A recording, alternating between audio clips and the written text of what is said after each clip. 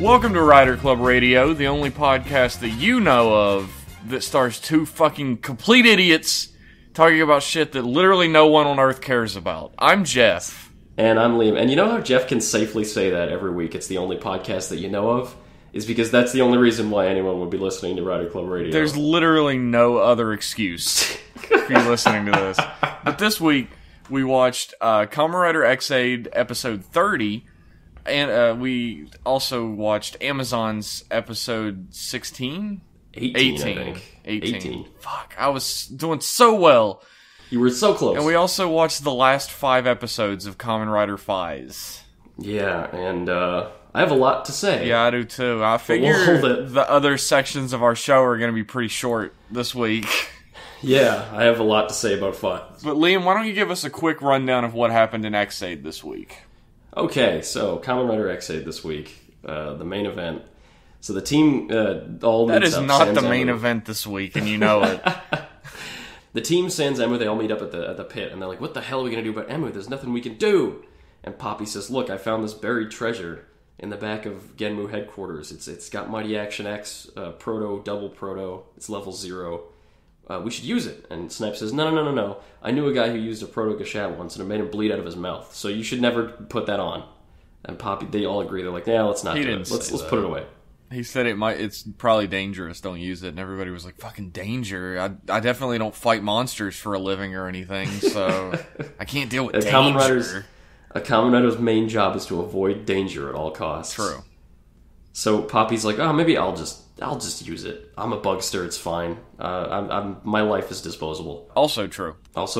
They go and they fight some bugsters. They get a call to fight some bugsters, and Parrot shows up and he's like, I'm here to crash the party. He beats the fuck out of everyone, and he jumps out of Emu, and he and Emu fight. They go to a different level and fight, and everyone else just fucks off to fight some bugsters that no one cares about. And Poppy, she says she tries to activate Mighty Action and it doesn't work, so she's like, I'll just jump into the game and see what's going on. She runs away from a bunch of bugsters, and she finds one bugster that's just sitting, a curious bugster that won't do anything. And while that's happening, the gang kills the stupid bugsters that don't matter. They save the patient that doesn't do anything and isn't really important to the plot. Don't even learn his name.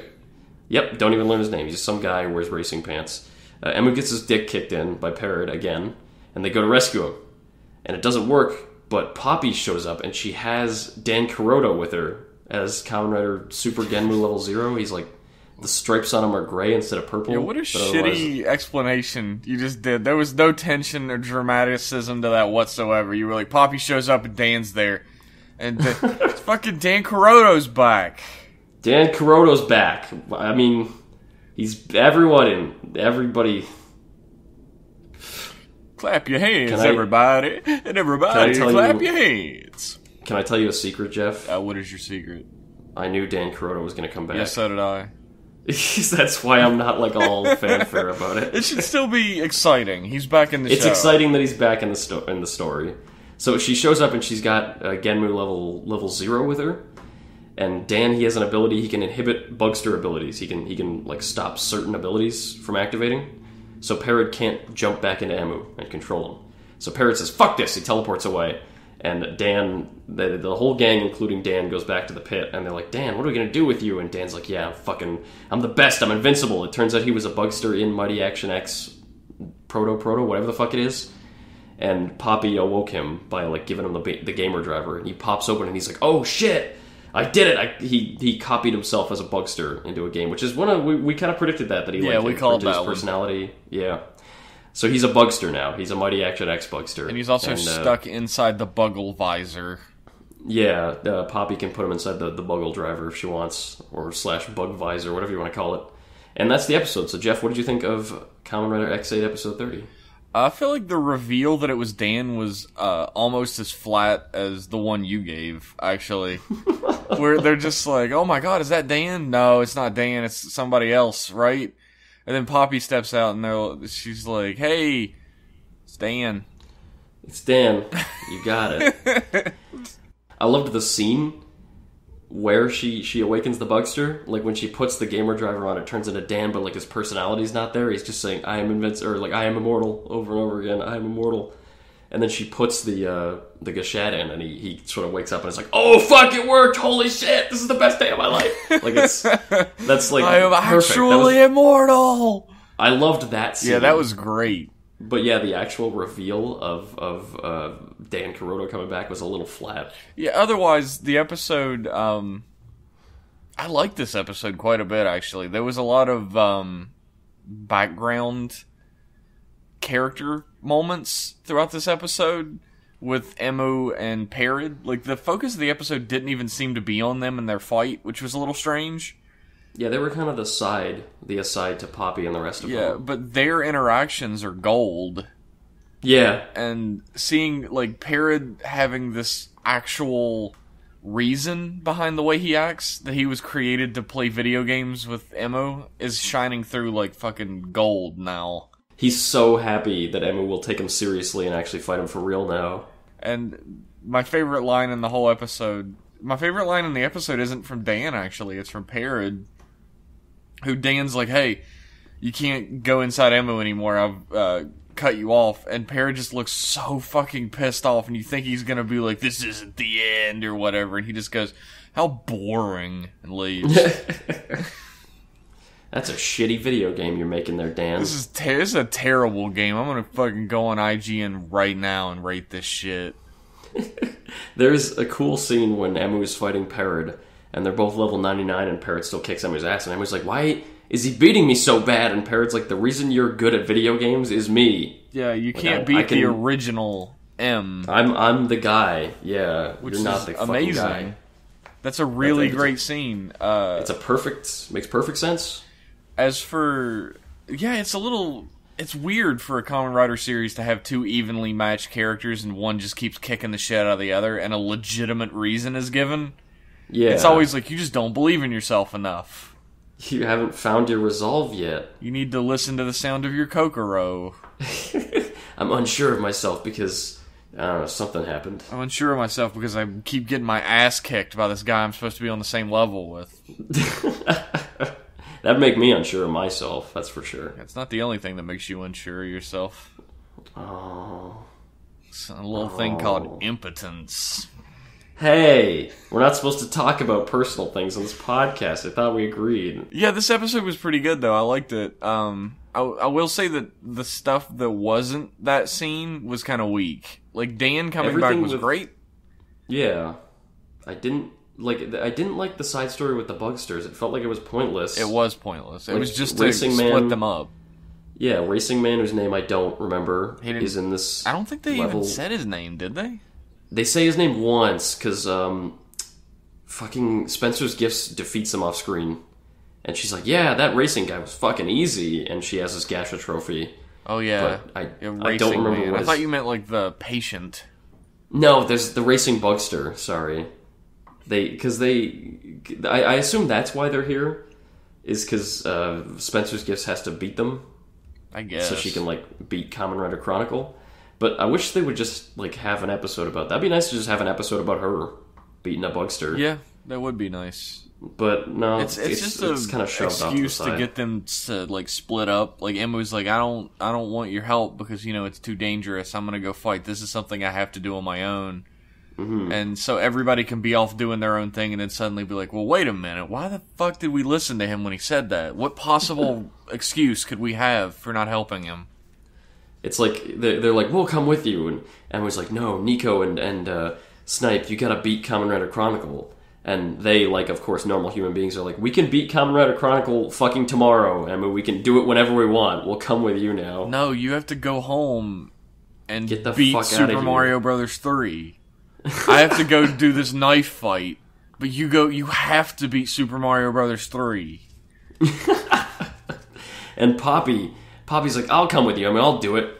And Emma's like, no, Poppy, it's too dangerous. And Poppy, of course, says, you know, when I turn into Kamen Rider Poppy, I can just beat anybody's ass, right? I can just kick any ass I want. No, she doesn't. She says, oh my god, danger. I'm afraid of danger. I'm saying how if they were normal people, this is what they would say. Yeah, true. But instead, they're all like, oh my god, Emu, you're right. You're right. I like how Brave Hey, doesn't Emu, do you need help fixing your car? No, you have to watch Friends. I leave that to you. I'll fix this car myself. Fucking Japanese Friends. Top-rated television program. Well, I wonder what the Japanese name for Friends is. I wonder if it's Friends. It might be Nakama.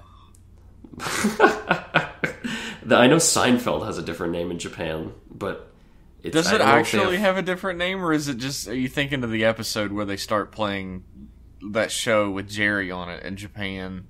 No, it's called My Neighbor Seinfeld. Oh my god! I think My Neighbor Totoro. We've had this conversation before, like beat for beat. We've had this exact conversation, but now I'm wondering if Friends has a different title in Japan. I almost want to run off and look it up. My Neighbor Friends. My neighbor. My neighbor Chandler. My neighbor Joey. Oh. Fucking. That is such a Joey thing to say. We were so close. Look, Friends was an alright show. It's no Seinfeld. It's no Seinfeld. It's no My Neighbor Seinfeld. But we're getting off topic again. We're getting way off topic. It's happening. Ex-Aid was pretty darn good this week. It was good. I had issues, but I liked it. I feel like my problem with Ex-Aid is becoming a little bit more clear. And my problem isn't, and I say my problem very much unlike any time I ever said my problem with Ghost is. Because Ex-Aid is still a good series and I'm enjoying it. Ghost is a problem. It's a giant problem. But my problem thus far with Ex-Aid is that the preview for the next episode gets me super hyped for what's going to happen, and then the actual episode itself just resolves whatever I thought was going to happen immediately. Yeah. And they're really good at marketing these people. Yeah. It gets me really excited for the next episode, and it never lives up to that excitement. Yeah. Maybe it's because you know it's coming. Like, I imagine the scene with Dan in the thing, like, being revived and stuff would have been so much cooler if we didn't have the shot of Genmu last episode. Yeah. Maybe I should stop watching next episode previews. Maybe we should stop watching those. Maybe they give too much away. Maybe. Speaking of, though, the next episode preview for this one is actually really hyping me up again. Like, Emu has to work with his most hated, worst enemy. Yeah, God. Just everything about Dan. Dan's the best character in the show.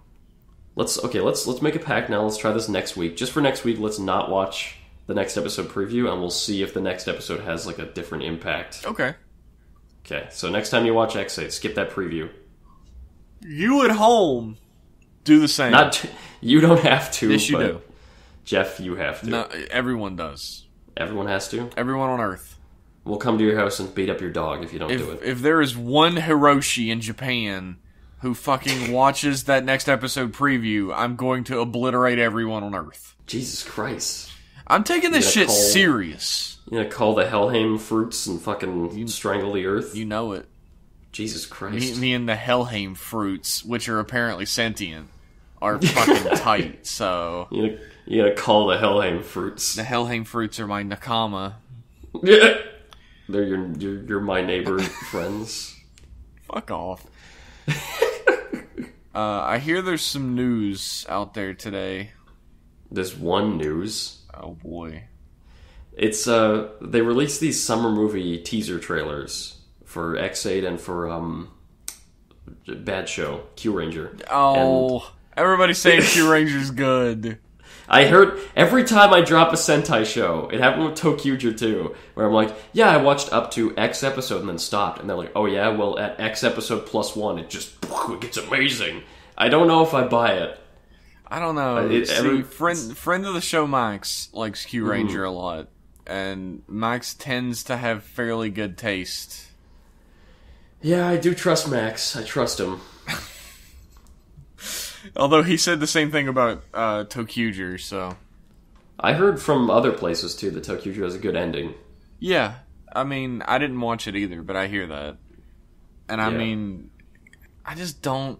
It's so strange to me that, like, the same people I was talking to who were like, oh my god, Q Ranger is, like, dog shit. Like, I hate Lucky's guts so much. Are, like, running out and buying action figures of Lucky and stuff now. Like, how could it have turned around that much? Maybe they just toned down all the shitty stuff and made it good. I don't know. Maybe. Who knows? Maybe I'll watch it on my own time after Faiz. Yeah, after Faiz is over, I don't think we're gonna do another Moshi Moshi. series. Faiz is over. Yeah, I just realized we're done with. Oh my god, we can do whatever we want with our free time now. Jesus Christ, I'm gonna watch Mad Men. I'm gonna masturbate. Well, yeah, that's good too. I'm gonna watch Mad Men while masturbating. Oh my god, you have a much better plan. Oh, that sexy John Hamm.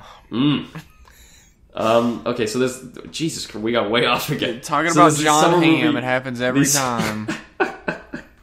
These summer movie teaser trailers that came out for Ex-Aid and Q Ranger. And obviously, the teaser trailers don't actually show any footage. That's the weird thing.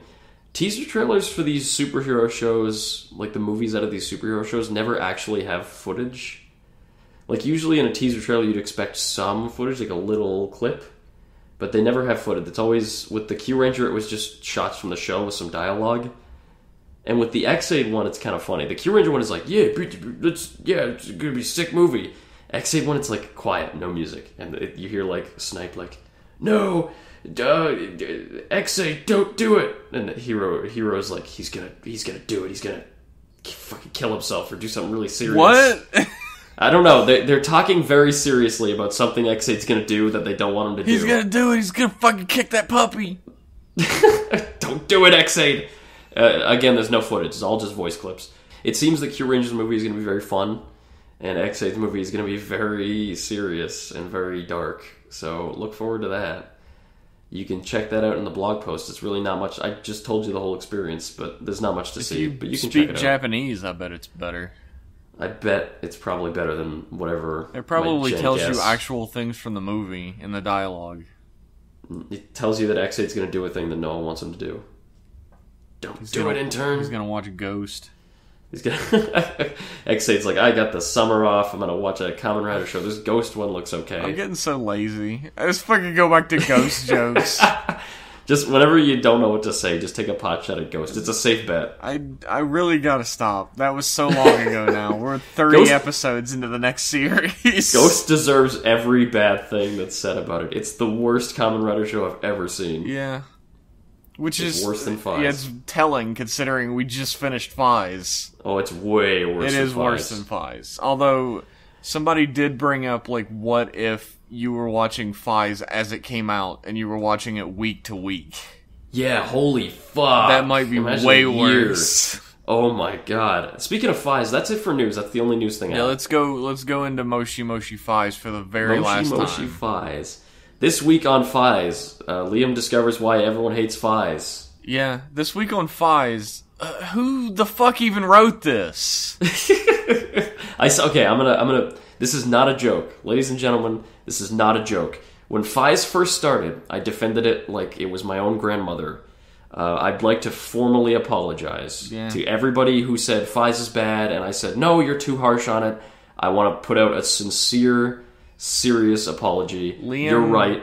I was fucking wrong. This show is dog shit. Liam is going to ship his granny off to the fucking retirement home, is what he's saying. This show is so fucking bad. Could you believe those last few episodes? Fucking, I could not. Okay, for those who aren't in the know, if you were like listening along to this podcast to figure out what happens in Faiz, the last 5 episodes, it turns out little Hiroshi, whatever the fuck his name is, Teruo. Yeah, little Teruo is the Orphanaut King. This character who was introduced as an orphan who almost died in a fire, and he really liked looking at girls' panties. He's the Orphanaut King. And for some fucking reason. Also, it turns out that Smart Brain wants to protect the Orphanaut King because he's going to make Orphanauts the best, I guess, but he's also going to kill all of them. He's going to kill all the Orphanauts and it turns out, to make himself strong. And it turns out that Mari's Pop wants to kill the Orphanaut King because Orphanauts deserve to die, but also he's dying. And all Orphanauts are dying because they have shortened lifespans because they're Orphanauts now? Orphanauts are dying because their evolution is too fast.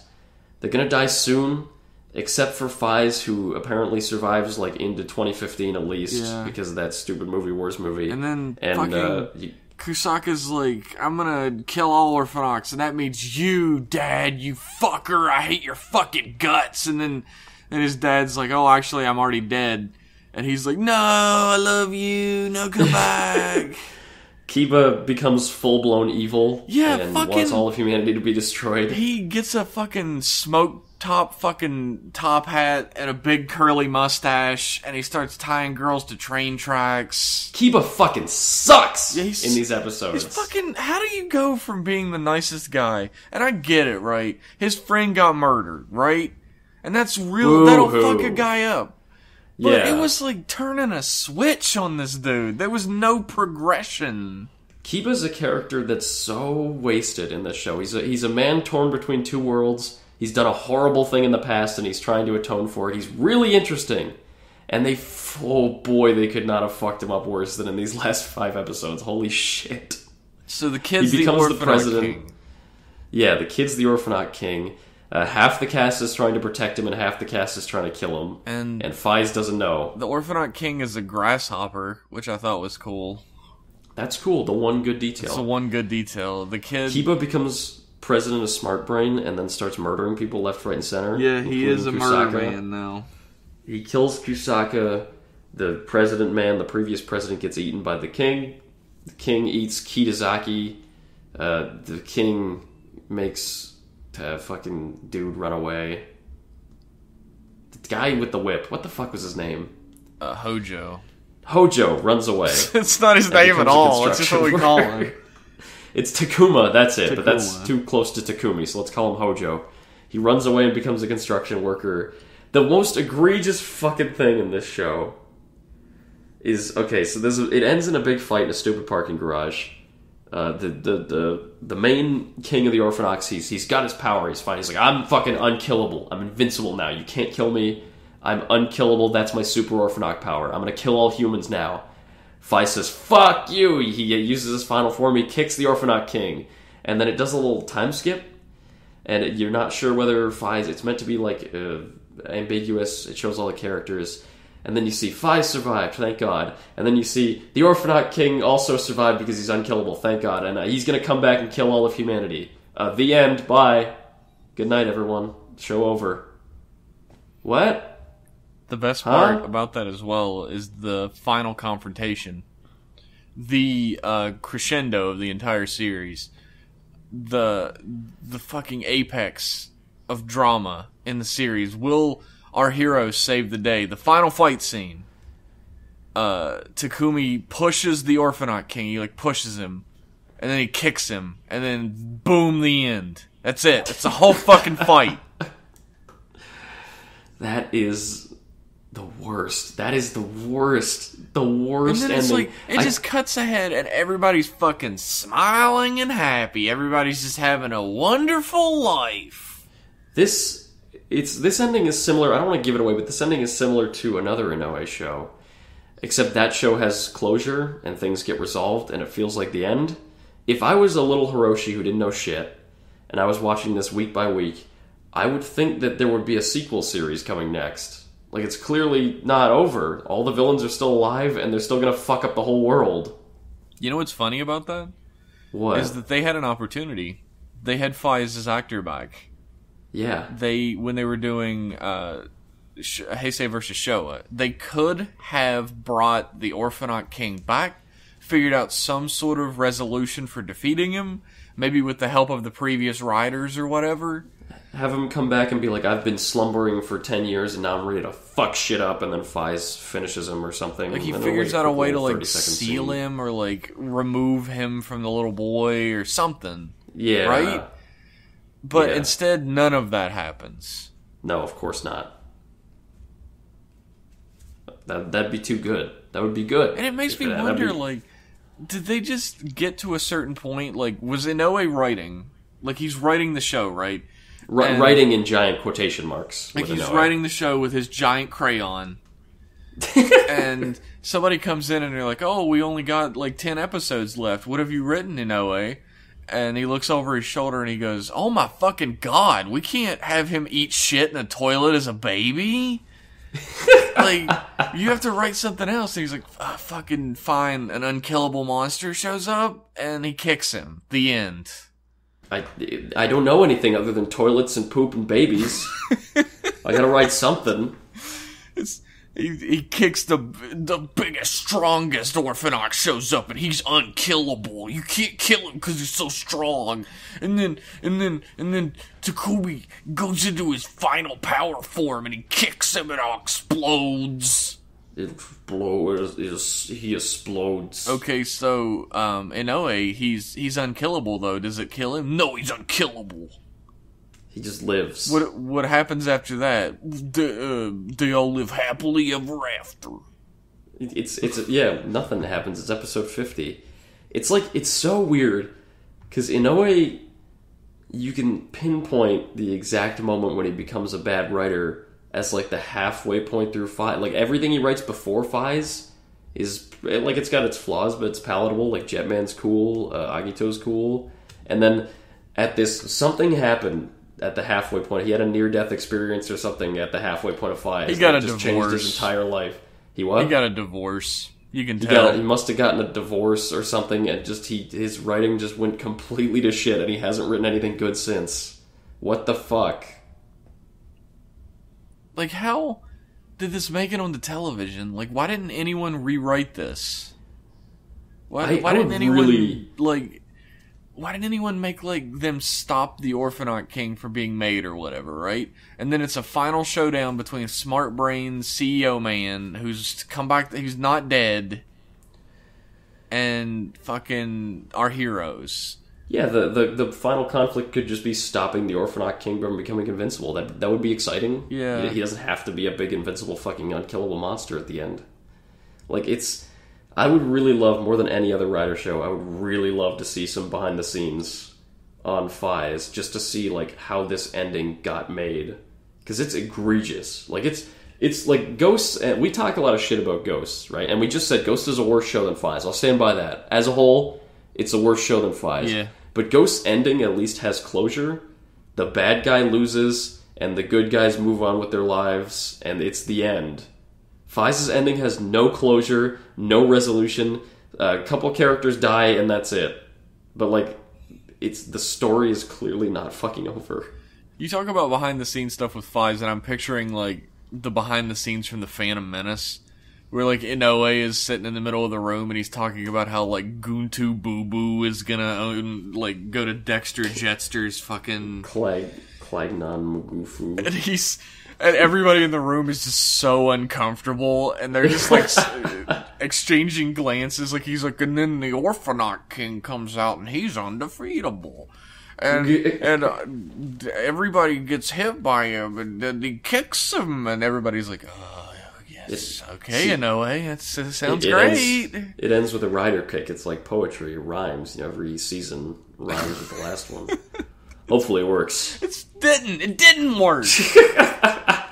It's so fucking awful.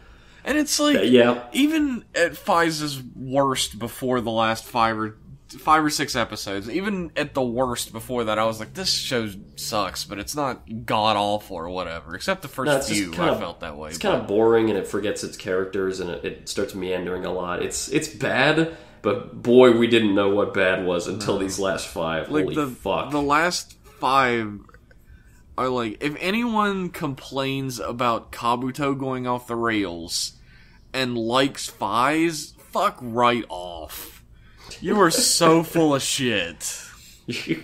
Like, there's stuff to like about it in the first half, when the characters are strong and they do things, and Takumi's interesting, and they struggle, and then the second half is everyone just forgets everything, and everyone just fucks around until the non-ending. It's so bad. It's really fucking terrible. Faiz.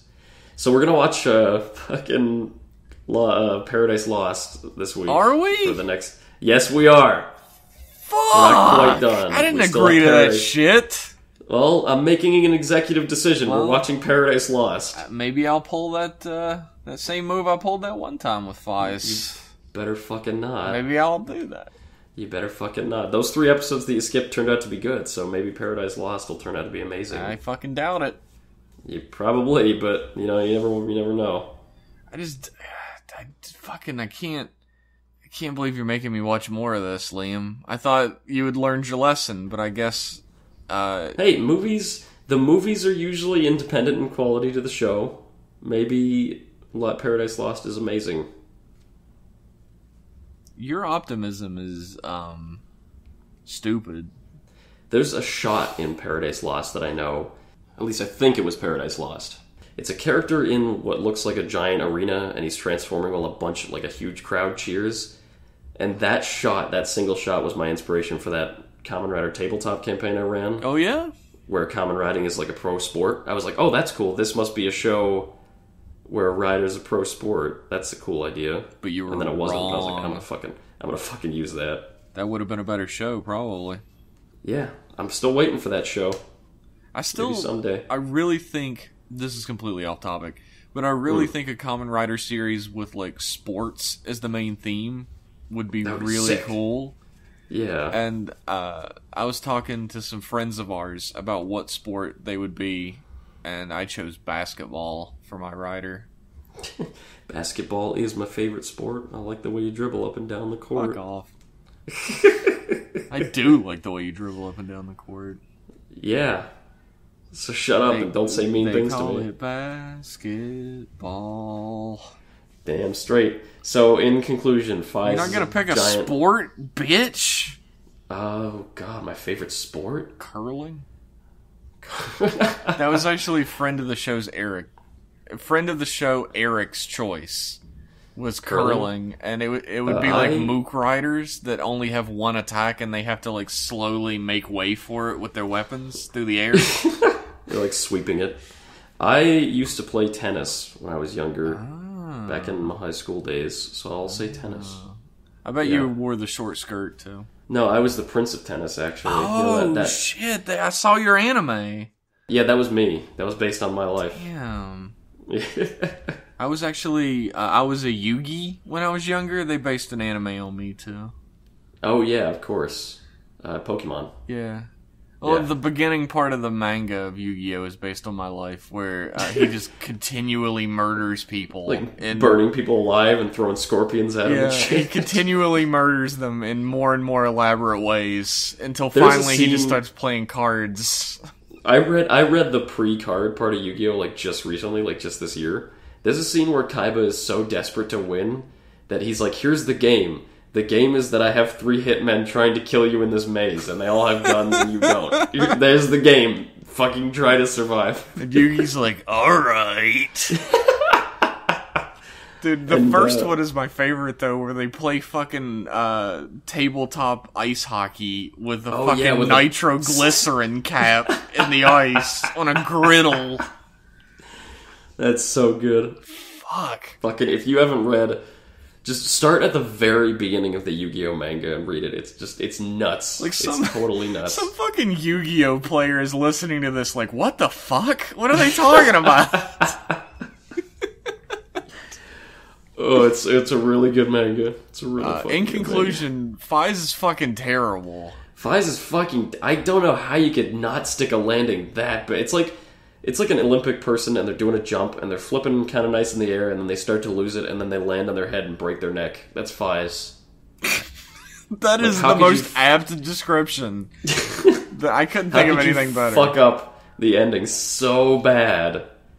If it was the same except the Orphanaut King died and that was the only difference, just like take out that one shot, I would like it quite a bit more.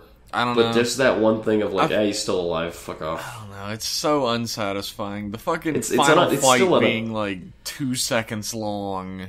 And it has no consequences whatsoever. They're like, the Orphanaut King is here, he's gonna kill all the Orphanauts. And then he's gonna do something. Kill all the humans. They never say that. Kiba says that when the Orphanaut King gets his full power, it's going to be no more humans, only Orphanauts on Earth. Yeah, but he already killed all the Orphanauts. But there's a few Orphanauts left. This is a no-win scenario. This is some Kobayashi Maru shit right here. People are like, yeah, this guy's going to show up and he's going to kill everyone except for himself. I'll help him. This will go great. You know what? If I help him, maybe he won't kill me when he's killing everyone but himself. Maybe I'll be the one. Yeah, sure. Sayonara for fucking ever, Faiz. That is until we watch Paradise Lost. No! Yep. Oh, yeah. I don't wanna. If it's bad enough, maybe we'll do a commentary for it too. No! Sometime down the line. Not soon. Sometime down the line. I don't wanna. Oh, you wanna. You're gonna. Fuck you. You know what? I'm gonna pick something next. You're gonna pick a show next? Yeah. Okay. It's gonna be... It's called fucking Russian Roulette. You go first. Okay. Are you doing it? Next, yeah, I just did it. You go now. Oh, okay. Perfect. That's what it feels like to watch Faiz, by the way. Yeah, getting shot in the fucking temple. Getting shot in the temple. Okay, so would you like to move on to the show that actually has a decent writer behind it? Yes. We watched Kamen Rider Amazon's episode 18, wherein we learn that lysogenic cells just kind of happen. They happen when you mix Amazon cells with human cells, which seems to be every time you make an Amazon. I'm not sure what the logic behind that is. I don't get that either. Maybe it's like a translation thing? Maybe it's a translation. I don't know. Like, Overtime doesn't fuck up their translations usually. They're always good. So, I don't know. Maybe the show is just unclear right now. And I mean, they're saying not fully understood. Ningen. I can hear it. Mm-hmm. I know what that word means. Maybe it's just vaguely understood, and we'll find out more later. Maybe. Or maybe it just doesn't fucking matter to the plot. I feel like it does, but what do I know? We'll probably it'll be a big, because they're looking right now for Jin, Takayama Jin, who supposedly has like more info. That's, I think, where we're actually going to find out. All they know right now is like, because I think before Amazon cells like take over human cells, but it's like they fuse with them. I don't know what the exact process is to make lysogenic cells. We found out in this episode that the lysogenic cells were coming from a severed Amazon arm, and the very important businessman thinks that it might be Jin's arm. You mean Tachibana? Yeah, Tachibana. That's it. Yeah, he is the very important businessman of the series. Yeah, that's true. Where's the president of? He probably fucking died. He was like 1 million years old. Yeah, Nozomu I think is shut down. Yeah, but the president seemed like he'd still be a character. I guess not. I guess he was just a crazy old fucking man. He wanted to make Amazons. That's true. You never learn what his deal is exactly in Amazon Season 1. He might come back. I figured he'd come back. He might come back. Maybe the actor died. Maybe the actor died. Who knows? He was also 1 million. This is the episode where you find out that Mamoru has turned into a complete evil badass. Yeah, except he still kind of breaks down crying at one point, so he's still him. He's trying so hard to be a complete evil badass, but he can't. He can't. He wants to be fucking extreme, but his mom won't let him. It's actually cool. He's like, because he leaves at the end of Amazon Season 1. He leaves to join the little Amazon commune with Haruka, but he's just sick of being hunted by humans, so he breaks off with a splinter group, and now they're like, we're the hunters, we're gonna fucking kill humans, but they can't. None of them can bring themselves to do it. So they just beat up humans, and they're like, sorry, run away. Haruka is like either like a really big liar, or even he doesn't know what side he's working with. Because he's like, yeah, Mamoru split off, and he fucking did all this lysogenic shit by himself or whatever. And I'll hunt any of the new Amazons whatsoever. And then he shows up while Mamoru is fighting with Chihiro and Iyu, and he's just like, yo, Mamoru, I'm on your side now. I think he doesn't want Mamoru to die. I think he wants to redeem Mamoru. That's what I guess. He has very mysterious motivations at this point, though. I love that. I do too. He's a lot of like... He's such a, in the first season he's like kind of he's confused, he doesn't know what's going on, he's learning, he's feeling around, and in this new season he's like this totally mysterious entity. Everyone's like, oh shit, it's Haruka. Whenever he shows up, everyone's like, oh fuck, it's this guy. It's really cool. I love that. There's a tension that rises every time he comes into a scene. It's like, oh shit, what's gonna happen? Everybody's suddenly on their toes. Yeah.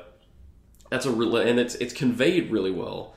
And like every character gets a little, they all tense up. Everyone knows who he is. So he's interesting. Haruka's really interesting in this season, and I guess he's more than just on the side of humanity or on the side of I almost fucking called them Orphanox. Fuck me, Amazons. he's complex. I think he knows Mamoru better than anybody else, or better than almost anyone else. I think he just wants to maybe try to bring him back into the fold. I think that's his thing. It could be that he's trying to confuse both sides so that he can achieve his goal at the end of getting rid of the new Amazons and reuniting the factions of the old Amazons. Yeah, because his main goal has obviously always been to find a place where Amazons can be safe. Yeah, ever since a third of the way through season 1. So that's probably it still seems like that's his main goal. I hate to say this, but I still agree with Jin.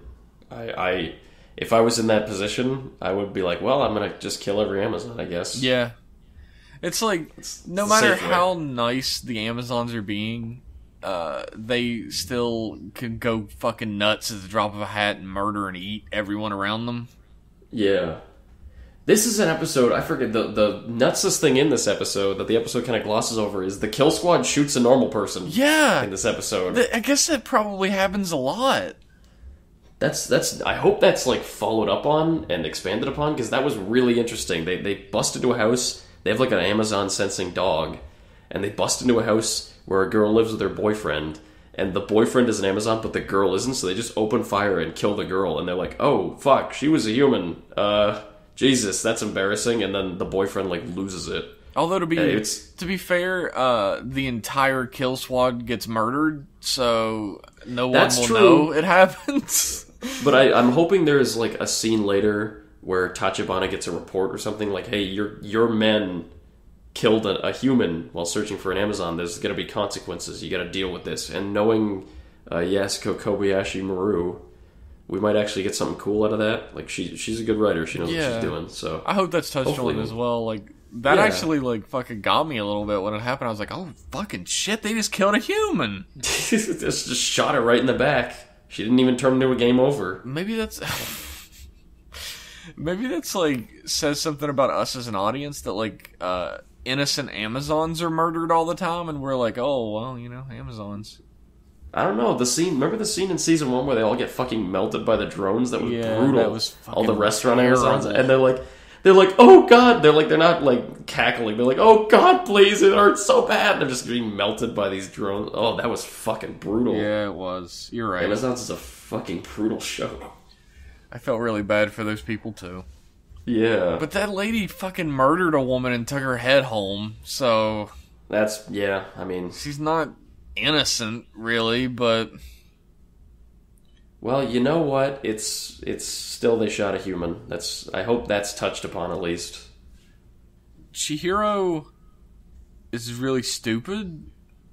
I guess he's just really naive, right? He's naive. He doesn't know what's going on. He's in love with Iyu.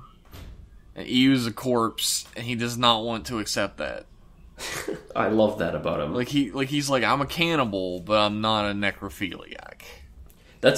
He has a similar... It feels like he's having a similar arc to Haruka. Haruka struggles with coming to terms with the fact that he's an Amazon.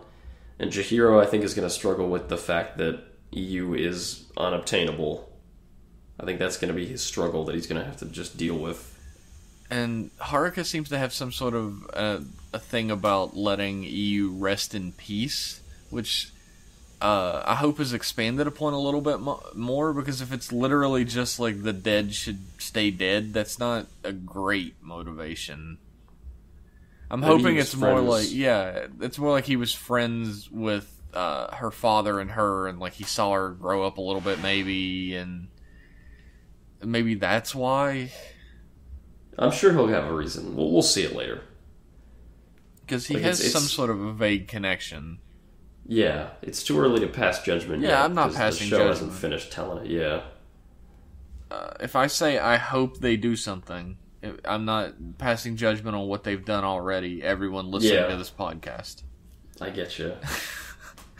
We get a lot of that. We're like, how dare you fucking pass judgment? We're only a million episodes into this show. There's 1,010,000. What are you, Judge Judy? I wish. What? It's the weirdest thing you've ever said on this podcast. Absolutely not. Oh, okay. Oh, I forgot. You know what? Are we done talking about Amazon? Sure. Okay, it was great this week. I ate my Kamen Rider gummies finally this week. Oh yeah? Because they're good until like June of this year. I was talking to a friend. I was like, I don't know if I should eat them because this is the only bag I'm ever gonna have. And my friend is like, listen, do you want to be able to say I ate these Kamen Rider gummies, or do you want to be able to say I have a bag of these Kamen Rider gummies? And I was like, I gotta try them. So I ate them, and yeah, they're weird. They taste kind of like when I was a kid, I had these like weird fruit things. They're like flattened fruit. They're like healthy. Yeah, was the Kamen Rider gummy the one that was like, it looked like they made a mold in a shape and they put like the gummy stuff in the mold? Yes. And it was like, like, they have a mold. It was like one piece. It was, well, there's 3 pieces. Yeah, 3 pieces, but yeah. But like the mold is 1 piece, that was really strange. I didn't really like it that much because it didn't have a whole lot of flavor to it. I liked the taste. I thought the taste was fine, but gosh, the texture was a little weird. It's hard. Yeah, that was a little strange, but it just... But now... It didn't have a whole lot of flavor to it. I have tasted Kamen Rider Gumi, and it's alright. It's alright. Gumi desho. Gumi desho? Maybe it's not juicy. No, they lie. It's really not juicy at all. The commercial's a fucking lie. Maybe it's juicier if you're like a dumb Hiroshi and you don't know any better. I'll take a banana marshmallow any day over this shit. A banana marshmallow? Have you never had those candy banana marshmallows? No. They're like these weird... They're not... Is that a Canadian thing? Maybe. It might be a Canadian thing, like ketchup chips. But like, it's a... We have ketchup chips. Do you? Yeah. The fuck? It's like a marshmallow... It's like a tough marshmallow. It's very tough and hard. And it tastes like a banana. I think we do have that, actually. You might be able to find it. I think really I think good. I've had those before, actually. Yeah. Is it like a similar type of texture almost to like a circus peanut? Kinda. It's more like Lucky Charms. You know how Lucky Charms Yeah. Yeah. I know what you're talking about. Yeah. Welcome to the Marshmallow Cast. Fucking Banana Marshmallow Cast. We're a very, very specific podcast. Very niche fucking audience. 116 episodes about banana marshmallows. We have a lot to say. Fucking apparently. Alright, why don't we move on from all of that into some emails? Sure. And our first email isn't an email at all. It's Fuck you, it's always like this. Fucking direct message from Twitter. And it's from Anachronism, who says, "Hey guys, sorry I haven't sent in some questions lately. It's been a bit behind on my tokus. You've been doing great so far, though. It's exciting seeing you get close to the end of Faiz and hearing what you think of all of the everything happening in Ex-Aid. Hopefully you didn't like Faiz a whole lot." Yeah. My question is this. Do you think there could have been better foreshadowing for the twist that Parrot was Emu's bugster? It's not a bad twist or anything, just not backed up at all. Parrot's fascination in Emu is a decent clue towards it early on, but on its own it doesn't mean much, since villains being weirdly invested in heroes for no reason isn't anything we haven't seen before. Kinda makes it feel like the ass-pull twist Kamen Rider is used to doing. Maybe if the Orange Mighty Brother had a weird or foreboding line here or there, or whenever Emu was scanned for a bugster, the infection symbol that popped up was a Tetris piece or something. Something more to hint at this. What do you think? I think they could have done more, but I think they did just the right amount to not make it obvious, but still, when you look back, go, oh yeah. Well, that's the thing. There's like 2 different ways to do that, where there are hints dropped so that, like, if you're really, really paying attention, you can figure it out. Yeah. And this one is not that kind. Yeah. The other way is that there are these little tiny nodes placed without you noticing that no amount of attention to detail would ever let you know. Yeah. You can just pull it out of your ass and be like, he's probably the bugster, because that's the way the story would normally go. Yeah, but it's which not is what we did. But yeah, it's not an informed guess. It's just kind of like, wouldn't it be cool? Yeah, like this is the way these type of stories usually go. So, but I don't think they really dropped enough hints for anybody to figure it out blindly without any foreknowledge. Yeah, I think I'm fine with the way they did it. I would rather it be too subtle. I'd rather it be a little too subtle. Yeah, I think I'm honestly fine with it as well. Yeah, Kamen Rider usually doesn't do subtlety well, so I prefer it like this. That's a good point. Like, you can say that villains are always weirdly obsessed with the heroes, and you're right. But I just like that they give it a real reason in this one. I think that's a fine thing. It's more of a bait and switch. Like, you think it's for no reason because it's Kamen Rider, but then boom, actually, we did come up with a reason just this season. Here it is. See, I don't know. My mind goes back to Gaim, where there were little hints about what was happening in Gaim that if, like, we were constantly theorizing about because you could follow the bread trail. Yeah. Like the breadcrumb trail. And I don't think there was anything like that in Ex-Aid. Yeah, that's true. So like you said, I feel like Ex-Aid's it's far second. more fun to have that breadcrumb trail to try and trace forward. To have a more, like, overt mystery. Yeah, I think I would have preferred it better if there was, a more overt mystery to it. Yeah, well... But, I mean... fuck yourself, so... Fuck you. The subject of who Emu's Bugster isn't even, like, brought up at all until not even. Parrod's like, I'm your Bugster. And he's like, oh shit, yeah, I have to have a Bugster. You assume it's hiding inside of him, and then there's little scenes, like, where Brave tries to draw it out, and he's like, it's not coming out, that's weird, where is it? Yeah. But like, I guess that's a pretty good hint, really, but yeah, it doesn't that was a point nice... towards anything. It just makes it seem like he maybe has a special Bugster. Yeah, and again, that's totally believable in a show like this, that Emu's Bugster is different from all the others. Yeah. So that's a throw-off. A lot of throw-offs. Well, I think I'm leaning more towards Anna and her viewpoint. Well, I'm leaning away from both of you. You know, as you should. As I should, because I hate you both. Oh my god. Yeah, damn fucking straight. He just says what he means. I just Who says that? whatever comes into my head. I says what I means, and I means what I says. Anna continues. Also, for a non-Rider related question, do either of you listen to other podcasts? Minus 10 points if either of you mentions RCR or M-Class Podcast. I don't have to mention it. You did. Ah, yeah. You have someone else do the shilling for you this week. Now I got 10 points that I can just take to the haberdashery and buy a fine new hat for myself. I've only accumulated like 4 points all these years. You can't even afford a bowler derby. It's only enough for a pack of Kamen Rider gummies. Oh no. I actually...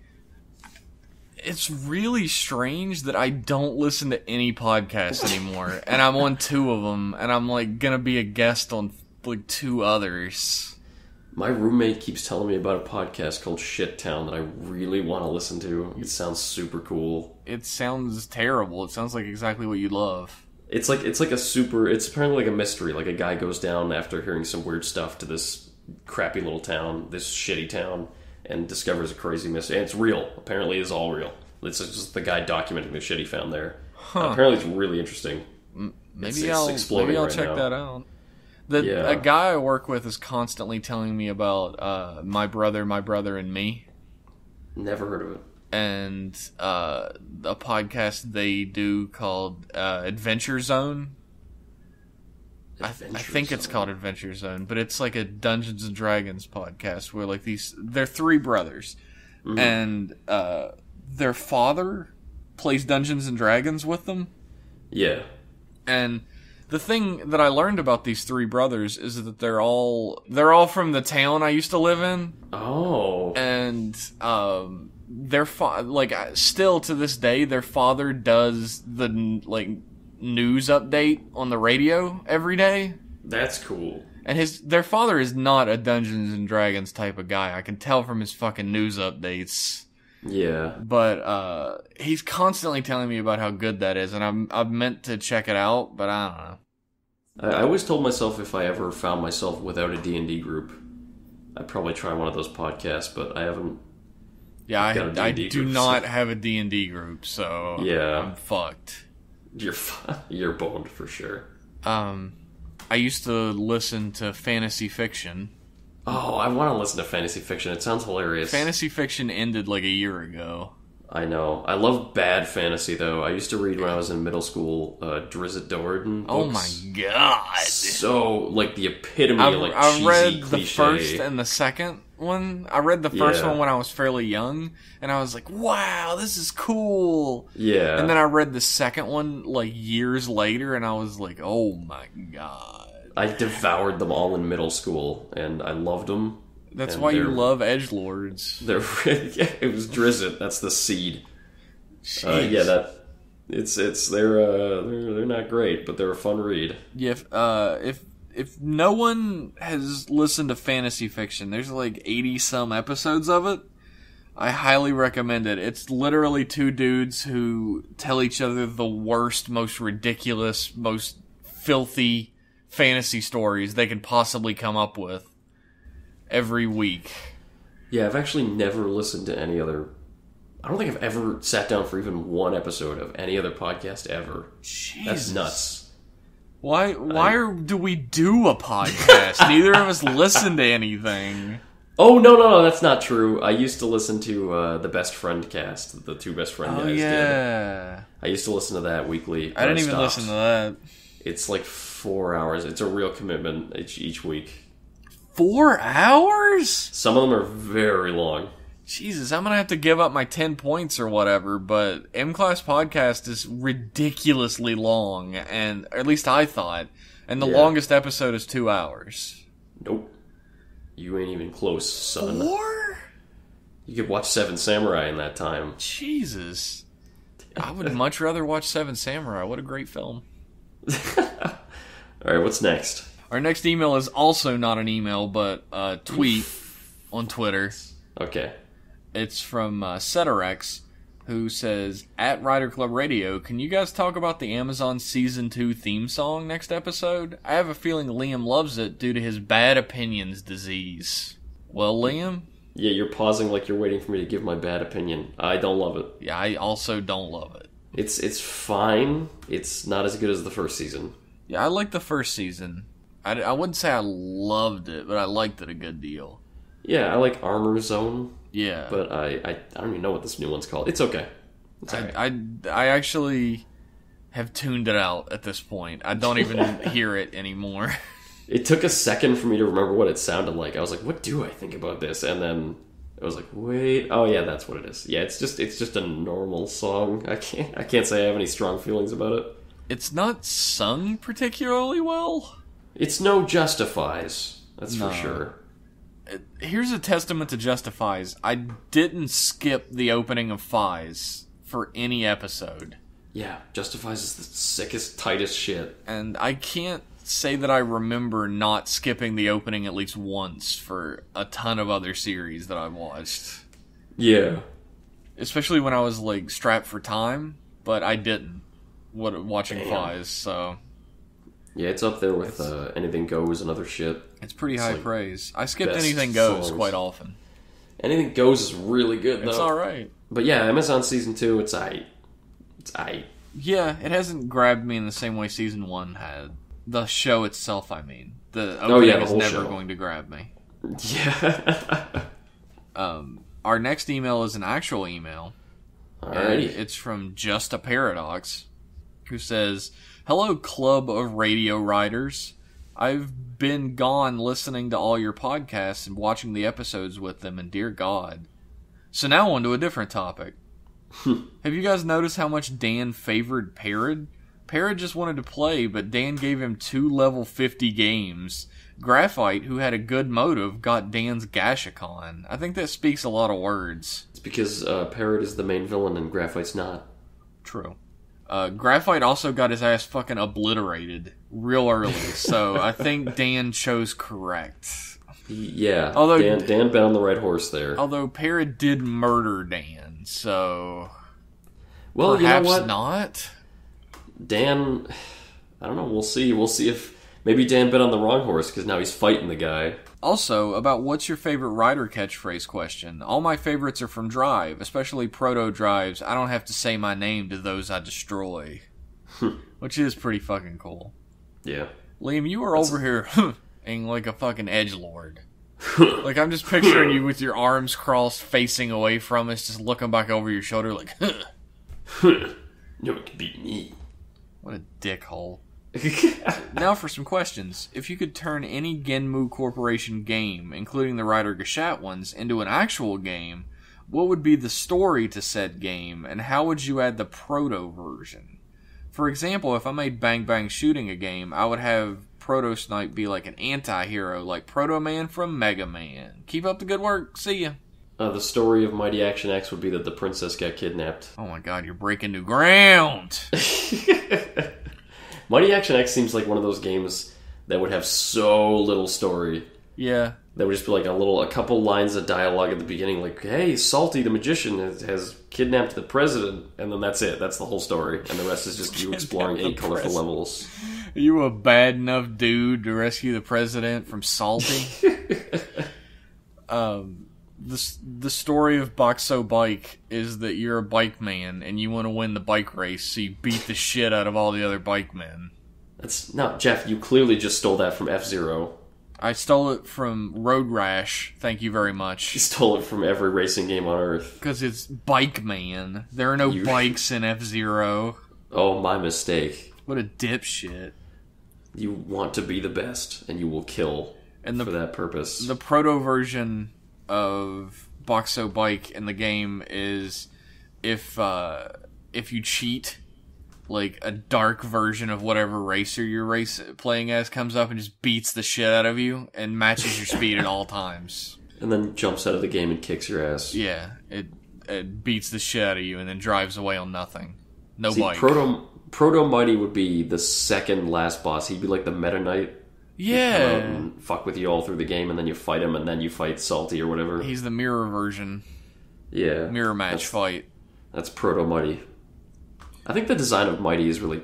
I think you could actually have a game with Mighty if it wasn't already in this Kamen Rider thing. If someone came out and said, hey, like some indie dev on Steam or something was like, here's this game, here's my main character, I could dig that. I like Mighty. Yeah, Mighty's a cute little character. Like the little cartoon Mighty on the box is adorable. Yeah, I like him. Thanks for writing in, Just a Paradox. Thanks. Our next email is from Jake the Snake. Oh boy. Who wrote us a little book about how he liked seeing Dan back. And he did point out that in the preview for the next episode, it looks like Brave and Snipe are both holding Gashat Gear duels. I didn't catch that. Could this be the end of awkward but funny team-up moments where one of them is stuck with being only level 5? Let's see. I wonder. Questions. 1, I remember you guys mentioning the game before on a past episode. Do you have any favorite bosses or boss battles in Mega Man Battle Network? God damn, that's hard. There's tough. So many good bosses in those games. I liked Quickman. Yeah, I knew you were going to say that shit. He's cool, but his fighting style is super cool. Like, he just goes all over the arena and you can't touch him, and you gotta wait for that perfect moment when he stops for 1 second where you can get him. It's super intense. I like that boss fight. That is kind of a rough one. But there's like 18 boss fights you can pick. There's so many good ones. God damn it. You know what? I actually really like any fucking match that you play against Mr. Match. Oh. Like he's got all of his fire Navis are always fun to fuck around against because they're not particularly difficult. No. But it allows you to like mix and match your chips and not have to fucking rely on elemental advantage. So you can just fuck them up real easy. Yeah, he's a funny guy. He's got what is it? He's got Fireman, then he's got Flame Man. He's got Fireman, Heat Man, and Flame Man. Heat Man, yeah, that's the other one. That's cool. I also like playing against Toad Man because he's Toad cute. Man's fun. Remember Mr. Famous from those games? The guy with the sunglasses. Yeah. And he's got a new one every game. I feel bad because there's this whole like relationship between the Navi and like the actual person usually. The operator, yeah. But they just fucking dump them at the end of every game and get a new one because they're where's villains. Gate Man? Gate Man is off sitting on Mr. Famous's hard drive crying his eyes out every night. Got replaced by the newer, hotter model, baby. I think it's Punk after that, or Gridman or something. I don't know. He does have Punk. Yeah, I remember Punk. Fun fact about Punk is that he is the only NetNavi that was designed by Inafune. Yeah, that's weird. Question 2. Which do you guys prefer more? Drivers/buckles that have the belt already out and you connect it manually, like Kabuto or Faiz, or the ones that are just buckles and wrap the belt around you automatically when you put them on, like Blade or Gaim? The latter's more convenient and functional, but I prefer the former since it feels cooler and more heroic to me. I think the latter looks cooler and more heroic. Just like slapping that thing onto your dick and then it goes...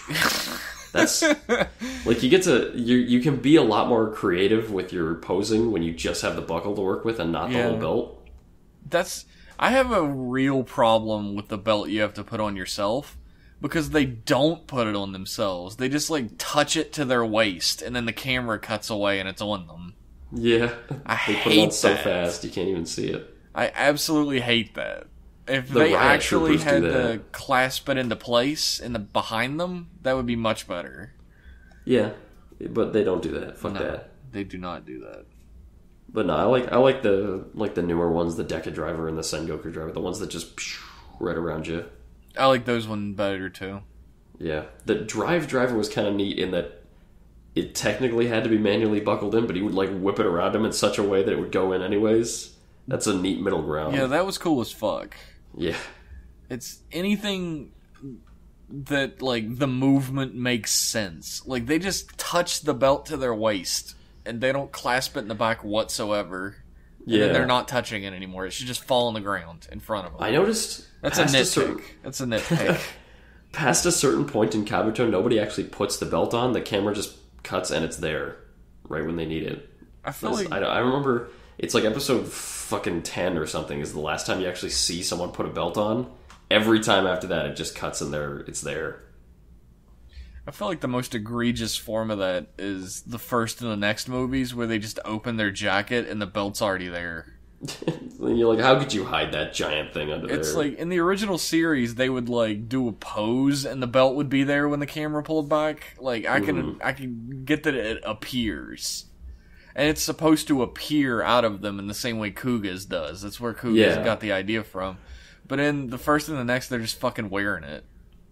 And then there's like a weird little montage where they just clip a helmet on and they're suddenly fully dressed. Yeah. Fuck off. You want effort in this movie? P.S. Just look at the smile on that magnificent bastard's face. It's so good to have dastardly Dan the Man Kuroto back. It is great to see him again. I have a new lease on life. Our final email of the night is from Sam. Good old Sam. And Sam says, "Hey Jeff and Liam, it's Sam again. I just covered that, Sam. We've been through this. We have been blessed with the return of Dan Kuroto, who is essentially a yapping chihuahua on a leash now. My only hope is that we get to see Zombie Gamer again, but that is the foolish dream of a boy." If Dan has a plan, I mean, he is Dan the Plan Man. He is the Plan Man Kuroto. To fuck Poppy over and escape and not have to be trapped in the Buggle Driver. I'm glad you added over to that.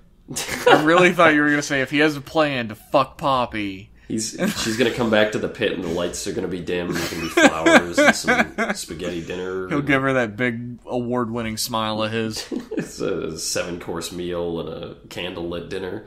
No, fuck. If he has a plan to, like, screw over all the main characters and escape from captivity and get the Buggle Driver back and just all that fun stuff, that'll be a joy to see. And I think he might. I wouldn't put it past him. Oh, he does. There's no chance he doesn't. He is Dan the Plan Man Kuroto. Dan, the dangerous Plan Man. Speaking of villains, what Rider villain would you choose to have a V-Cinema? They can be any villain, from the main boss to the Monster of the Week, but they won't be getting a Rider form. We all know how well that went with Heart. Personally, I would choose Daguva from Kuga because he was introduced so late into the show. I'd want to know what he was up to. It'd be a great excuse to get some more Kuga fights, too. Keep doing what you guys do, and see you next week. I want a V-Cinema for Kiba that's actually written by a competent writer. That shows how he becomes a mustache-twirling villain. Like, yeah, give him a real reason to turn evil. And he slowly turns evil over the course. Yeah, that's fine. Maybe tie it into his ex-girlfriend and the investigation, and just have that whole... That's a character that's like, they fucking write themselves past a certain point, and they still manage to fuck it up. That's what I want, a V-Cinema about Kiba.